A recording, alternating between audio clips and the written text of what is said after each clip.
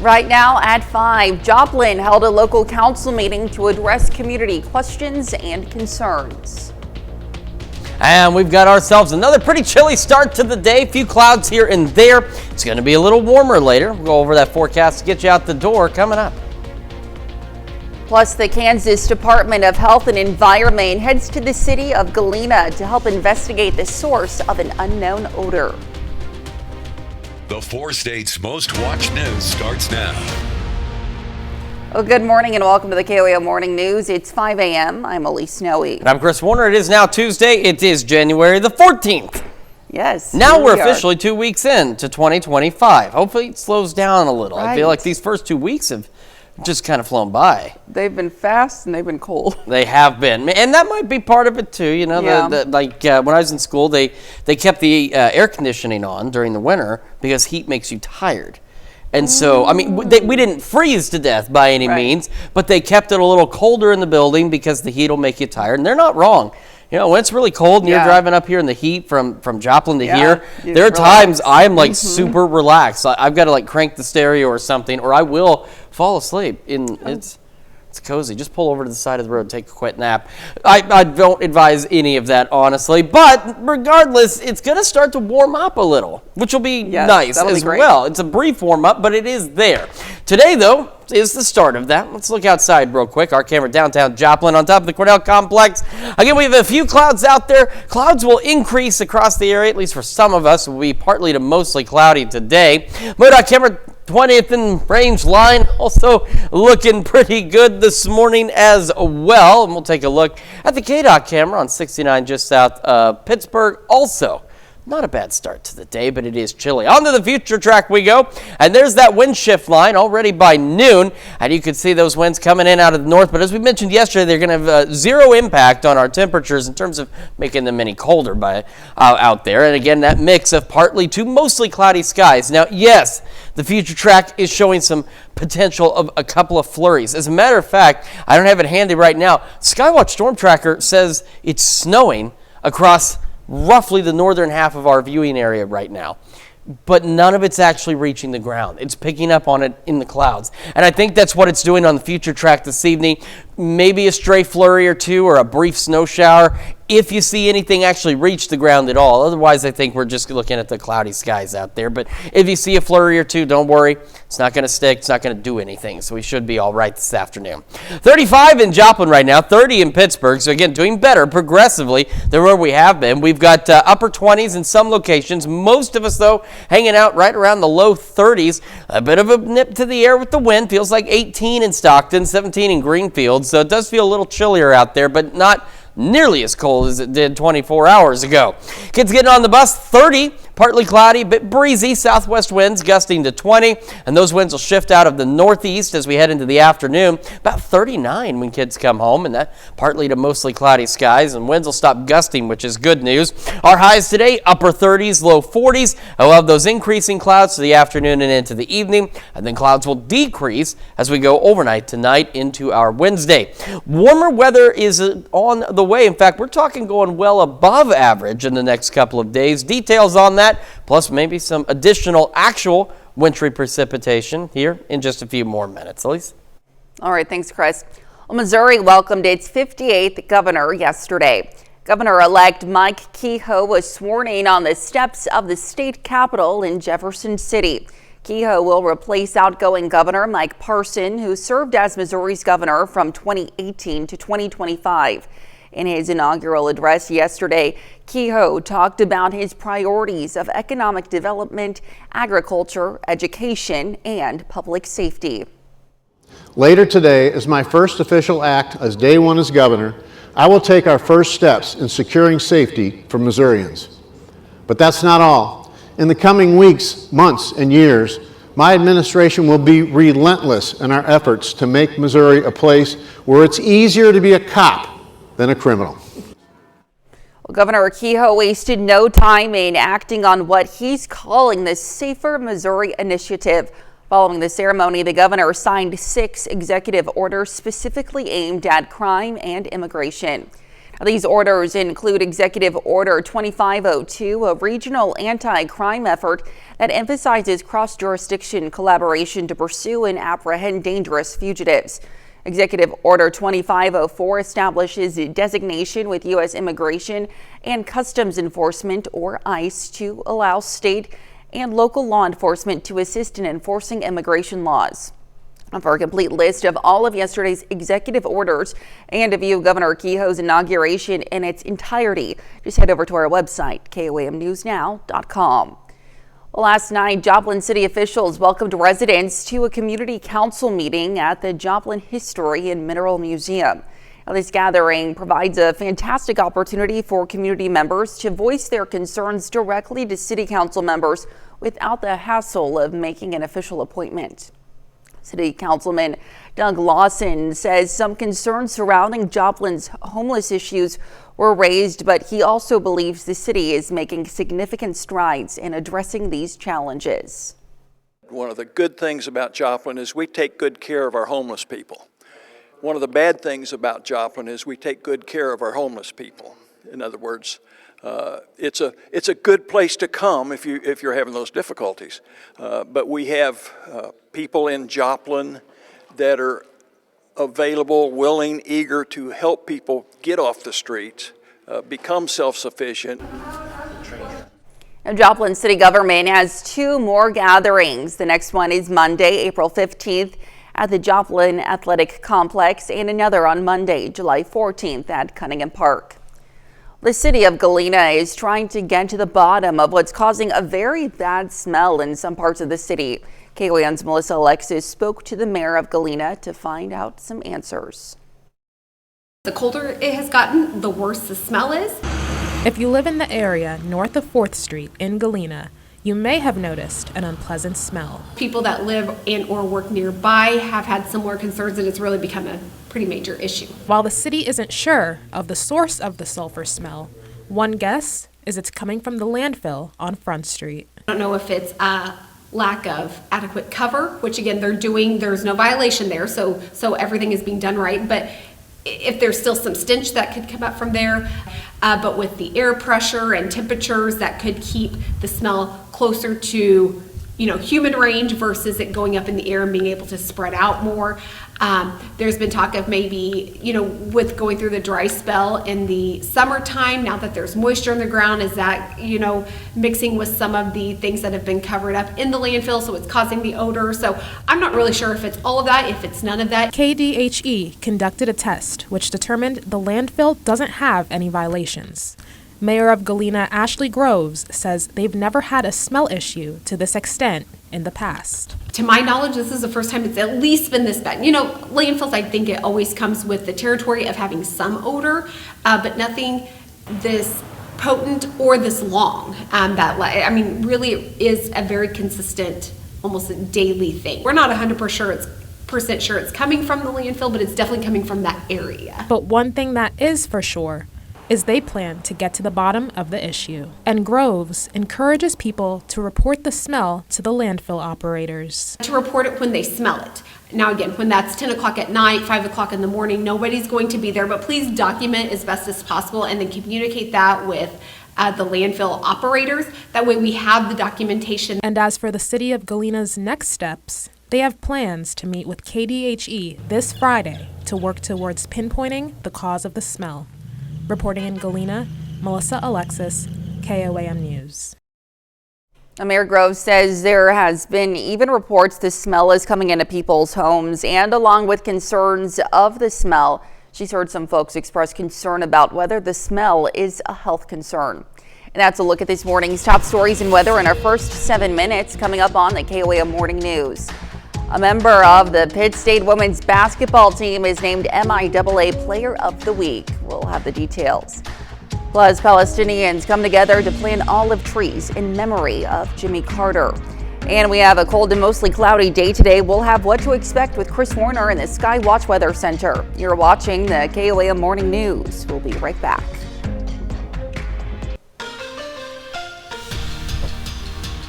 Well, we have just one college football game left for the next 8 months. It's the FBS National Championship next Monday night. But Pitt State has some news for the 2025 season. Pittsburgh State Athletics officially announces its 2025 football schedule. Now, last week we found out the opponents for each week, but now we've got dates and times to go with that. Of note, the first game of the season will be played on a Thursday night. That's the Gorillas road game against the defending national champion Ferris State on August 28th. It's the fourth time in the last 5 years that PSU opens the season on a Thursday. Now, 9 days later, PSU faces Central Oklahoma for a night game on the road. Then Pitt State's first 2 home games both kick off at 4 against Grand Valley State and Fort Hays State. Gorillas will host rival Missouri Southern in the Miners Bowl on November 1st. It's the first time since 2022 that game will be played at Kearney Smith Stadium. Now, last night marked the start of another busy week for high school basketball in the 4 states. We're going to start in southeast Kansas. Chanute heads on the road to face Pittsburgh. Games were originally scheduled for Friday, but the snow postponed them until last night. Pittsburgh girls win 50-40, but the Blue Comets boys team takes down the Purple Dragons 67-53. Now, over in Missouri, we had a non-conference battle last night at Neosho High School. Wildcats rolled to a 75-36 victory over McDonald County. They're back at home Friday against East Newton. Switching gears to college basketball, Pittsburgh State senior forward Corinna Gerber is named the MIAA Women's Basketball Player of the Week for the second week in a row. She helped lead the Gorillas to a pair of conference victories over Missouri Southern at home and Newman on the road. Gerber scored 22 points to go with 11 rebounds against the Lions, then had 12 points and 10 rebounds in the win at Newman. She now has 8 double-doubles on the season and leads the conference in free throw percentage. And the majority of the NFL is already looking ahead to next season. Of course, there are several teams still alive in the playoffs. Final game of the wild card round took place last night.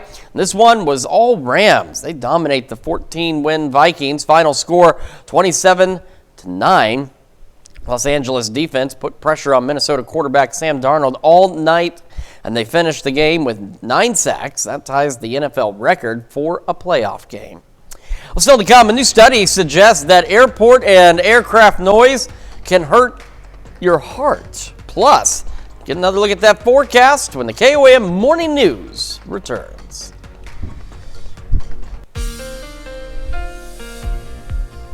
Welcome back to the KOAM Morning News. It is 5:17 now on this Tuesday morning, and we are starting with the future track. By noon, you can see this boundary it's pushing through. We talked about this yesterday. Behind it, winds will shift out of the north. Ahead of it, they'll be out of the southwest. This will not have a major impact on our daytime temperatures today, but will make us a little colder tonight. And we're going to have a mix of partly to mostly cloudy skies throughout the day. Now, something I want to emphasize, right now, according to the Skywatch Storm Tracker, because it's picking up on the moisture, it is snowing lightly across most of the northern half of our area. However, I've checked observation reports in some of those communities that would include Chanute, Fort Scott, Iola, and Nevada. None of the observation stations are actually reporting the snow. So that's a little setup for this. You can see on the future track this evening, there's some snow showing up. In fact, if you check the KOAM Skywatch weather app, it also shows the possibility of some snow this evening. I think a lot of this is going to be based on moisture in the air. I think it's going to be too dry at the surface for this snow to actually reach the ground. But there's going to be the possibility later this afternoon and evening, you could see a stray flurry or two. But don't worry, it shouldn't add up to anything, really, if you see anything at all. But just a heads up, could get a couple of stray flurries from these clouds later today. As we head into tomorrow, it is going to be again cold for some of us out there. And we're going to have the day starting off partly to mostly cloudy. And then we should see skies gradually clear as we head into the evening. And we're going to be a little warmer again tomorrow, but we will be much warmer as we head into the end of this week. So here we are Thursday, starting with the majority of us in the low to mid 30s. And by Thursday afternoon, a couple of clouds were already in the low to mid 40s, even some upper 40s in some cases. And some of us may even start to get a little close to 60 by the time we hit Friday, just in time for it to get really cold again. All right, in Joplin right now, skies are cloudy. You can see some of those clouds out there. 35, feels like 26, southwest breeze at 13. And across the region, again, there's that boundary just right off to the north of us here. And we've got temperatures, it's a broad mix. It's as cold as 20 in Miami. I think you go just east to Monette and it's 30.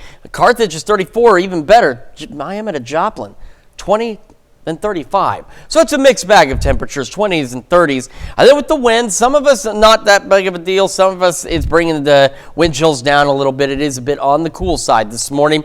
And the winds this morning could occasionally gust upwards of 20 before they do begin to switch later as that boundary pushes through. So we're looking at partly cloudy skies through the morning hours. It's a bit chilly, 30 to start, 38 by 11 a.m. And we're looking at highs today, upper 30s and low 40s. And again, for some of us, those clouds increasing a bit. So that mix of partly to mostly cloudy skies and northeast winds 5 to 10.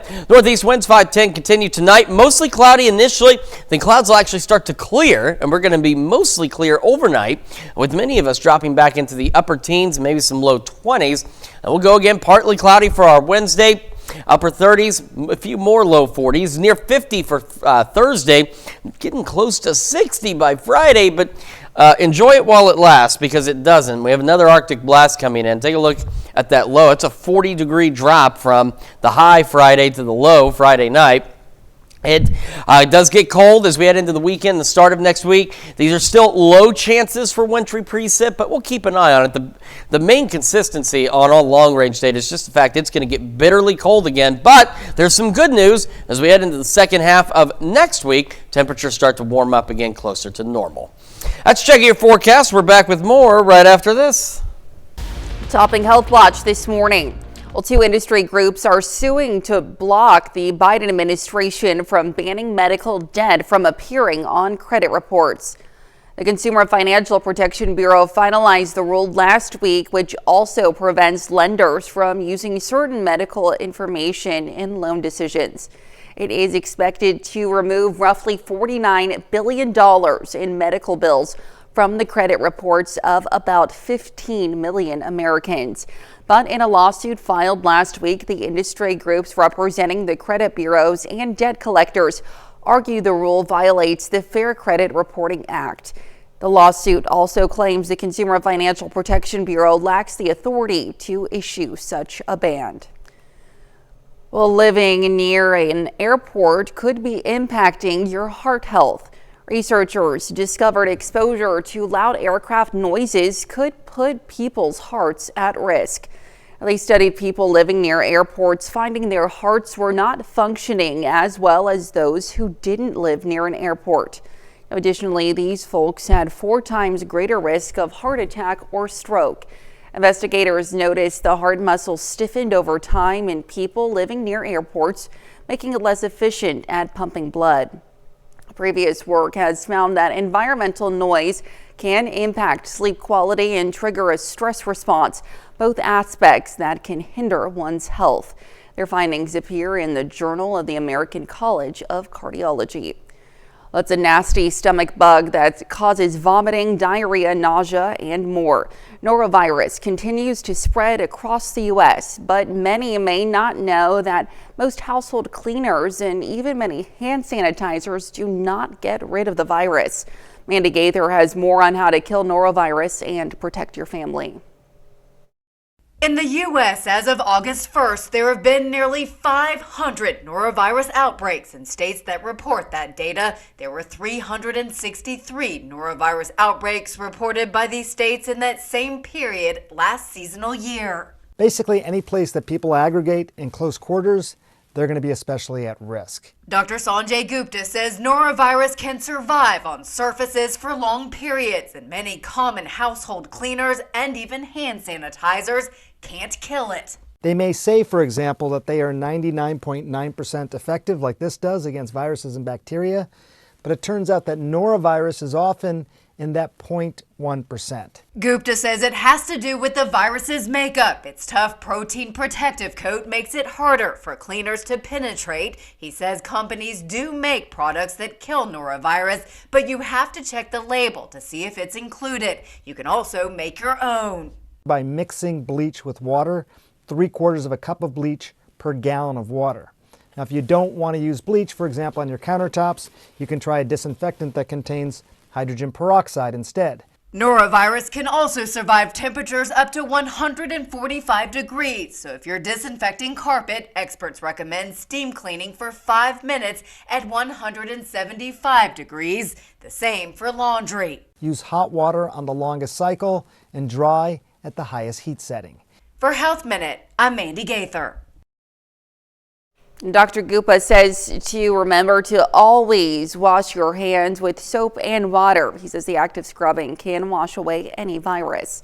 That's a look at some of today's top health stories. You're watching the KOAM Morning News. And we've got ourselves, again, a bit of a chilly start out there. It's going to be slightly warmer this afternoon. We'll have another look at your forecast when we come back. Right now at 5:30, local users weigh in on the looming potential ban of TikTok. And it's a bit of another, I got this. It's another cold start to the day. We're going to have a mix of partly to mostly cloudy skies. It will be a little warmer. Maybe we'll take a look at that forecast, hopefully, to get you out the door coming up. Plus, bird watchers flock to southwest Missouri to check out the bald eagles. The 4 states' most watched news starts now. Well, good morning and welcome to the KOAM Morning News. It's 5:30. I'm Elise Noe. And I'm Chris Warner. It's Tuesday, January the 14th. I'm not as tongue-tied right now, at least, as I was about 15 seconds ago. That happens. Okay. Oh my gosh. We spend 3 hours straight talking and going on and going on and going on. Every so often, things just kind of start blending together. And the days and the hours right and there, everything blends together. That was a nice Kool-Aid man in person. I half expect him to come back through this thing here and just burst through and be like, oh yeah. I could go for some Kool-Aid right now. Kool-Aid's good. Sounds good. It does, actually. I mean, I know it's cold outside, but it doesn't sound too bad. And it's going to be a little warmer today. Not a lot warmer, but a little warmer out there. But we got to get through this morning first, and we're going to start with a look outside in downtown Joplin. Our camera on top of the Cornell complex looking pretty good. You can see some clouds out there. You actually see them pretty decently. So I'm going to call that about mostly cloudy because we got some breaks in the clouds. Over to the MoDOT camera, 20th and Range Line. Eerily deserted this morning, but don't worry, we'll have all of our friends out here driving as we head through through late morning and afternoon hours. KDOT camera, 690 East 520th Avenue, also eerily deserted as well. Here we are at noon. Here's this boundary. Not much associated with it other than the wind shift coming in out of the north. So we're talking partly to mostly cloudy skies today. Now I want to mention something. The Skywatch Storm Tracker is showing snow over the northern half of our viewing area, but observation stations in those same areas are not reporting any snow at the surface. And I say this because the future track is also picking up on that potential under this cloud cover, but I think most of it, I think it's going to be too dry at the surface for any of this snow to reach the ground. But if it did, we're talking at most a few flurries out there. So don't worry, we're not looking at anything major in terms of snow, at least not this go around. We'll be saving that possibly for this upcoming weekend. We're at 35 in Joplin right now, 30 in Pittsburgh, and across the area, we do have a mixed bag of temperatures. That boundary just off to the north here. We've got, and what I mean by that is, like, it is 20 in Miami, yet 35 just up the highway in Joplin. We've got the 20s and 30s, and then with the winds, we've had occasional gusts to 20, so that's made it feel a little colder. We got wind chills back into the teens and low to mid 20s, so you definitely want to bundle up, especially the kids heading out to the bus. But again, this is better than 16, which was the temperature. No, wait, I think it was 13 yesterday. We're looking at 30 when the kids get on the bus this morning. Southwest winds, again, occasionally gusting to 20. A mix of partly to mostly cloudy skies this afternoon, about 39 when that bus brings them home. Wind shifting out of the northeast. Clouds increasing for most of us, and again, a mix of partly to mostly cloudy skies. Highs today, upper 30s, low 40s. It is going to continue to warm. In fact, we're looking to be another almost 20 degrees warmer before we're about 40 degrees colder. We'll have all those details for you in the full forecast here in just a few more minutes. Elise? All right, thanks, Chris. Well, some drivers in Joplin will need to take a detour in the coming days. Starting today, St. Louis Avenue will be closed from 8th Street to Campbell Parkway. Now, this will be a full closure at the railroad crossing to replace the box culvert and stormwater infrastructure. Now, some people living in that area will still have access to their homes but through traffic will need to follow the detour route. Winter just got a little bit warmer for some kids in southwest Missouri. Yesterday, Children's Haven of Southwest Missouri presented 120 brand new coats to children in need. The event made possible after a partnership with Frank Fletcher Subaru of Joplin and Operation Warmth. For somebody that kind of grew up with in and out of homes and not having very stable childhood, being able to provide for a community and a establishment such as here where we're doing this for children that are in need, especially where it's cold and snowing outside right now. So. Since 2003, Children's Haven has served families in southwest Missouri, providing more than 50,000 nights of safe, nurturing care to more than 8,000 children.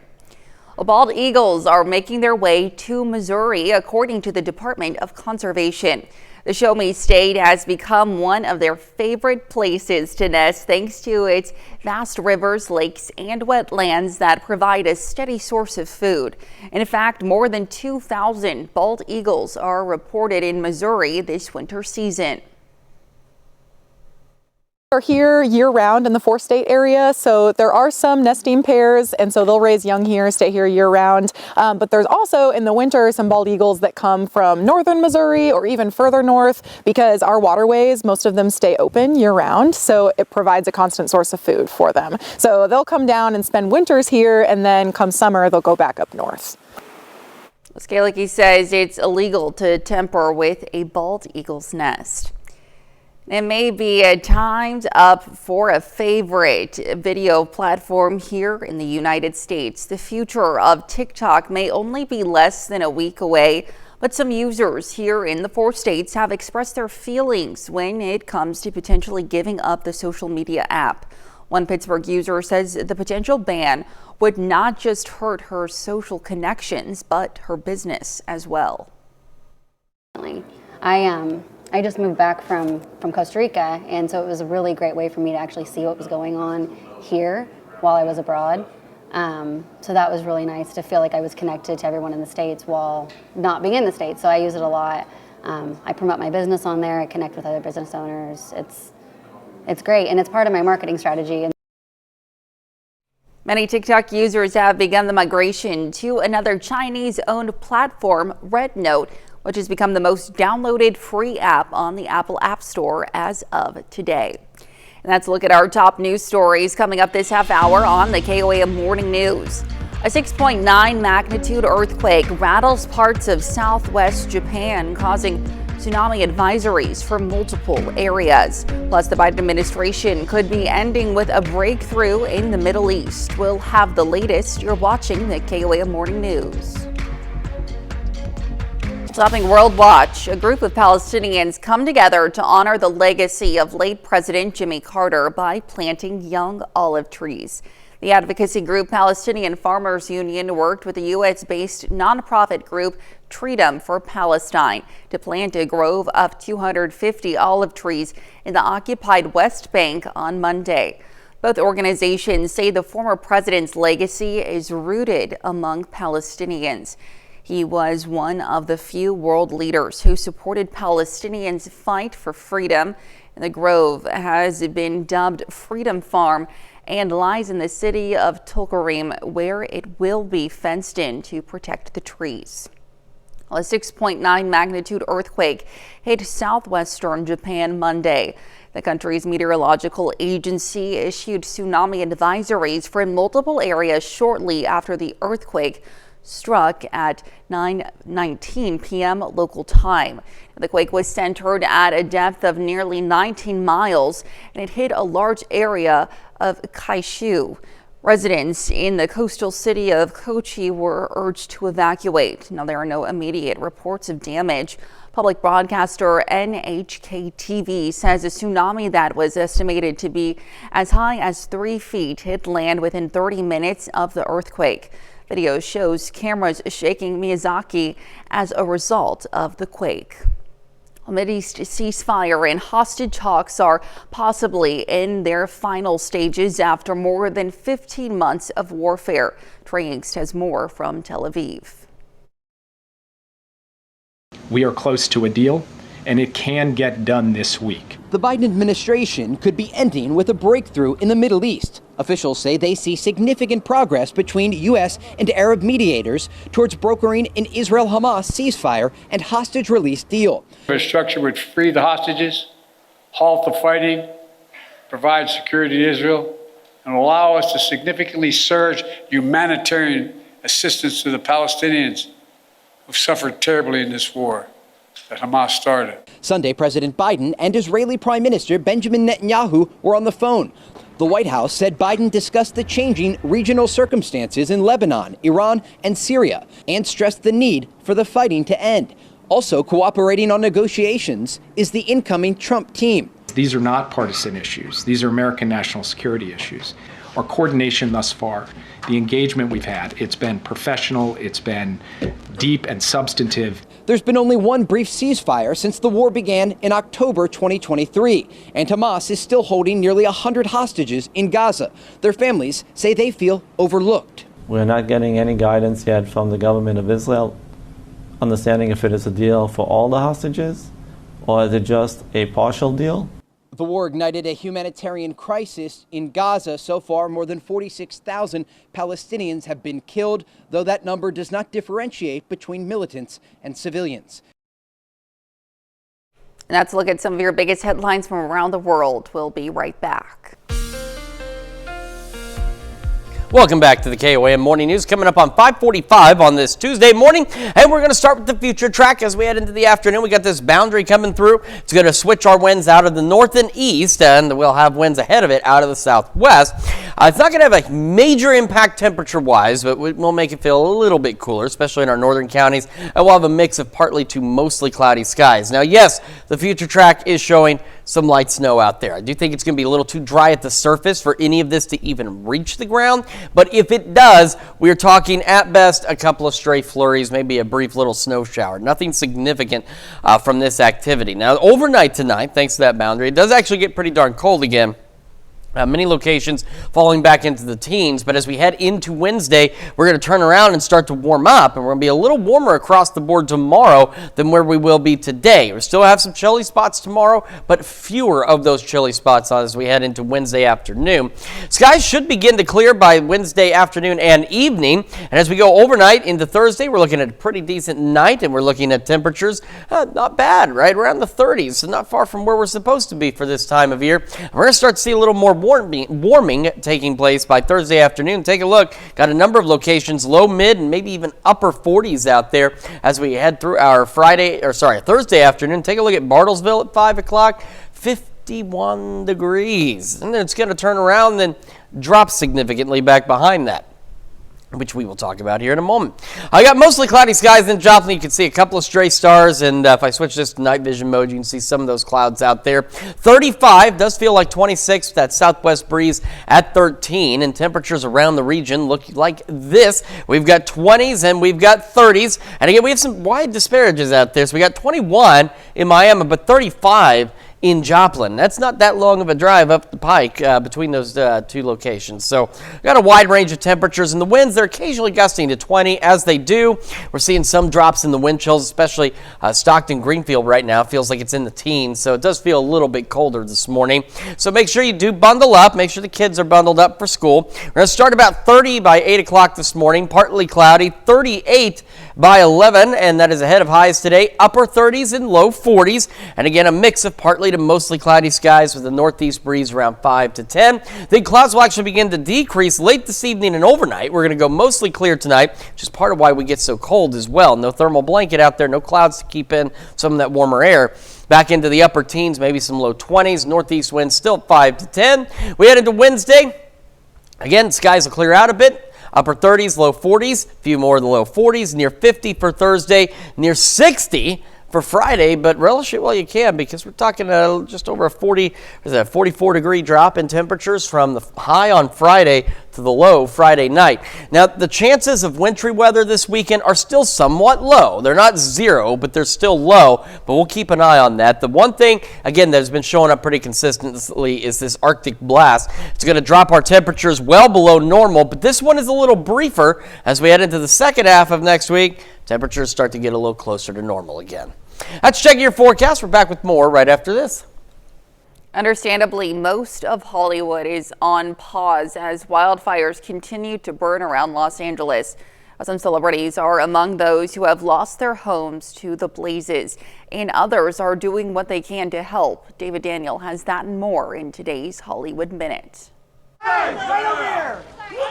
More big donations for Los Angeles fire relief efforts. Metallica's foundation has pledged $500,000 to relief and recovery efforts.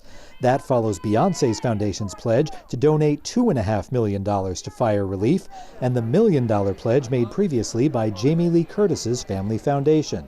Other celebs are contributing in different ways. Halle Berry says she's donating her entire closet and encouraging others to contribute clothing to those who've lost everything. Kumail Nanjiani is holding a benefit comedy show to raise money for wildfire relief, and Jennifer Garner is working to provide meals for evacuees. Meanwhile, two major award shows are going forward amid the wildfires. The Recording Academy, which made a $1 million fire relief donation, says the Grammys will take place as scheduled February 2nd, but will spotlight first responders and include a charitable component. A month later, the Academy Awards are set for March 2nd. Motion Picture Academy leaders say they look forward to honoring frontline workers, recognizing those affected by the fires, and encouraging viewers to support relief efforts. In Hollywood, I'm David Daniel. Police in Australia are looking for a suspect that may already be in the hot seat after an alleged arson attempt gone wrong left them with literal pants on fire. Jeremy Roth has today's Take a Look at This. In a seemingly searing dose of karma, watch an arson suspect set his own pants on fire. Officials in Victoria, Australia released video asking for the public's help with info on suspects they say were attempting to light a Melbourne area business on fire when instead one ignited their own clothing, setting off a panicked attempt to strip off the flaming garments. The suspect appears to escape the blazing blunder, and police say the pair then fled in a vehicle driven by a third individual. Look, I'm not gonna poke fun at anybody for their poor life choices. Social media users already did it for me, reacting to the police post with a host of snarky, searing jabs. Heck, even the police commented with a helpful, albeit haughty, link to instructions for stop, drop, and roll. And from a white-hot crime to an ice-cold crusade. In a remote camp in Antarctica's frozen ice sheet, an ongoing drilling effort has hit pay dirt as a team of researchers have extracted what they say is some of the world's oldest ice. The team, with Beyond Epica Oldest Ice Project, drilled for more than 200 days, reaching a depth of nearly 2 miles, and extracted and sectioned a 2,800-meter ice core. The achievement is certainly cool, ice cold actually, but why is it significant? Well, the team says the core contains an unprecedented 1.2 million years of unspoiled high-resolution climate data containing critical details about Earth's climate and atmospheric history. The team called the operation and the potential resulting research it contains a historic moment for climate and environmental science. For Take a Look at This, I'm Jeremy Roth. Incredible. Stick around. We'll be right back. Well, people in New Hampshire flock to see the ice castles as a fun tourist attraction returns. Ice Castles, a celebration of ice, has returned to New Hampshire and several other states. The entertainment is both art and tourism, featuring towers, tunnels, archways, and caves made of ice. New Hampshire's version includes a snow tubing hall and an ice bar. This year, the attraction was able to open earlier this year thanks to chilly temperatures. Well, you've seen pets dressed in adorable outfits before, and now you might want to do the same for your own furry friend, because today is National Dress Up Your Pet Day. If you haven't dressed your pet before, you can start small by introducing a bandana or bow. Then see how much your best friend is willing to tolerate, and don't worry, they won't be shy about letting you know when they've had enough. Make sure never to restrict movement or your pet's ability to breathe when accessorizing. And if you want to take it up a notch, dress up in a matching outfit with your pet. I need to call the wife. It's a little too early, but I need to call her and let her know that it's Dress Up Your Pet Day, because I think that's worthy enough for her probably to take the day off, because we have this little dog, and I have no doubt that she'd like to dress up. We don't have any pets here.